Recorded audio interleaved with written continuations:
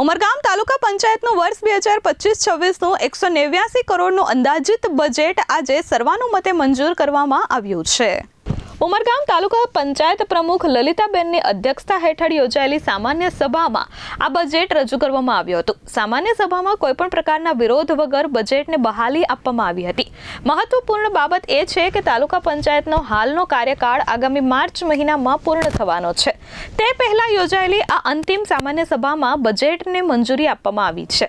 हाल तालुका पंचायत पर संपूर्ण भारतीय जनता पार्टी नी सत्ता है। तेम छतां बजेट मंजूर थया बाद कोई विशेष उत्साह के उजवणी जोवा मळी नहोती। आ रीते आवनारा नाणाकीय वर्ष माटे विकास कार्योने ध्यानमां राखी 189 करोड़ रूपियानुं बजेट सर्वसम्मतिथी पास करवामां आव्युं छे।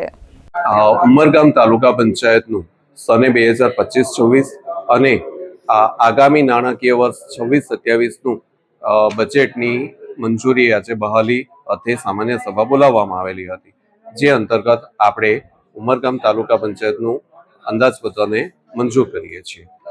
जे मुजब कुल बजेट छे आपणुं 189 करोड़ 2,16,147 रूपियानुं छे। जेनी अंदर अंदाजित खर्च थनार छे 113 करोड़ 17,05,000। अंदाजित पुरांत बजेट जे छे आपणुं ते 75 करोड़ 85,11,147 रूपियानुं छे। वर्ष दरमियान अंदाजित आपणी आवक जे छे वर्ष दरमियान अंदाजित आवक जे छे 128 करोड़ 58,26,000 નું છે। અમિત સિંહ રાજપૂત સાથે પ્રશાંત પંચાલ, S24 ન્યૂઝ, ઉમરગામ।